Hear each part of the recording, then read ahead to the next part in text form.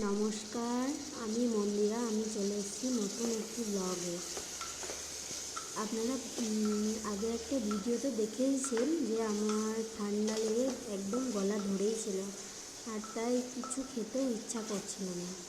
আর সেই জন্যই একটু চিকেন স্যুপ বানিয়ে নিচ্ছি।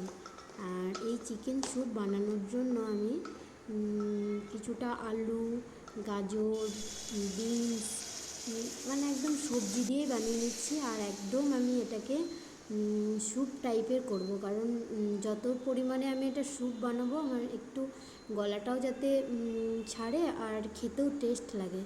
আর তাই এটা আলাদাভাবে কোনো মশলা দিইনি।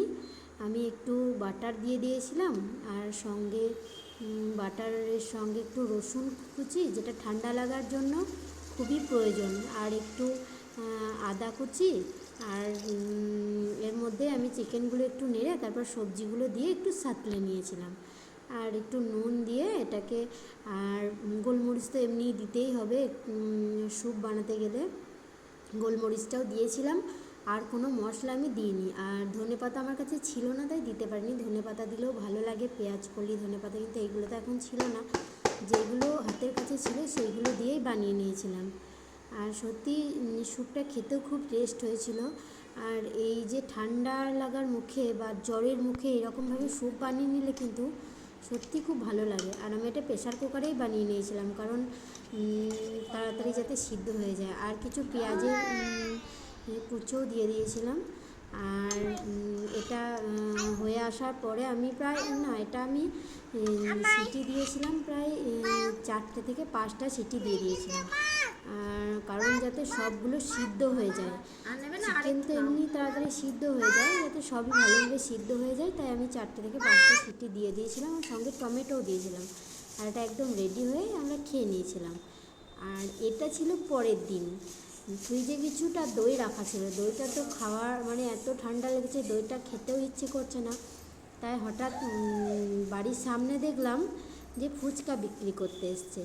এবার দই ফুচকাও বিক্রি করছিল, কিন্তু ভাবলাম যে দই তো আমার ফ্রিজেই রাখা আছে, আর তাই আমি দই ফুচকা না কিনে আমি নর্মাল ফুচকাই কিনে নিয়ে এসেছিলাম বাড়িতে। আর তারপরে আমি বাড়িতেই একটু দই ফুচকার মতো বানিয়ে নিয়েছিলাম।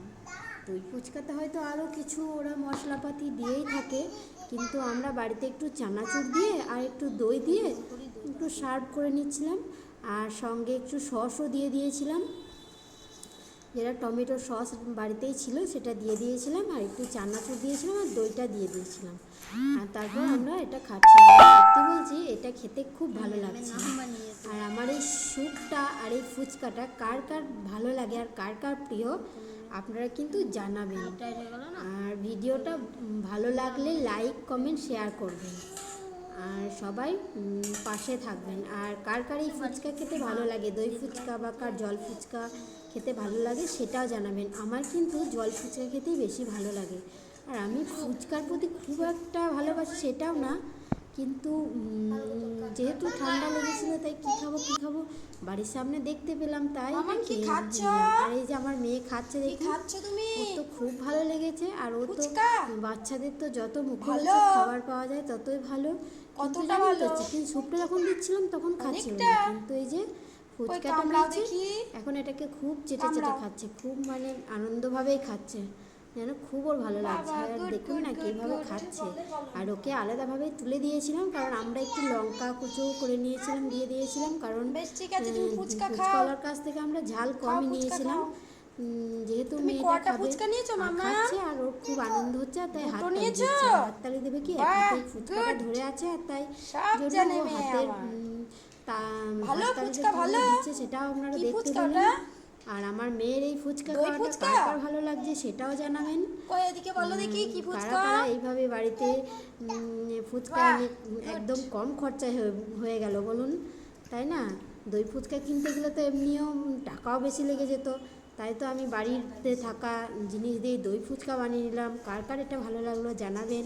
আর আমিও এবার খেয়ে নিচ্ছি, এই যে আমি এবার টেস্ট করে দেখছি কেমন হচ্ছে, জানাবেন প্লিজ, পাশে থাকবেন, আর লাইক, কমেন্ট, শেয়ার করবেন। আর সত্যি খুব ভালো হয়েছিল, ফুচকাটা ভালোই লাগছিল। জানি না ওদের দই ফুচকার মতো অত সুন্দর লাগছিল কিনা, কিন্তু বাড়িতে যে ফুচকাটা আমি একটু চাট ফাট দিয়ে বাড়ির সব জিনিসপত্র দিয়ে দই ফুচকা বানিয়ে নিলাম, সেটা কিন্তু সত্যি খুব সুন্দর লাগছিল।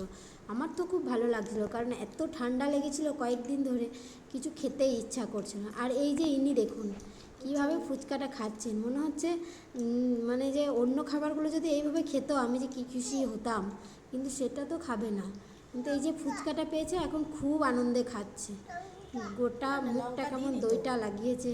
আর মুখের রিয়াকশানটা দেখুন না, মনে হচ্ছে বাবরে কি আনন্দ, এত আনন্দ পাচ্ছে ও, মনে হচ্ছে এই খাবারটা পেলে মানে সবসময় সুন্দরভাবে খাবে। আমার বাচ্চাকে আপনাদের কেমন লাগলো, আমার ফুচকা বা স্যুপ বানানো কেমন লাগলো জানাবেন। নমস্কার, এখানেই শেষ করছি।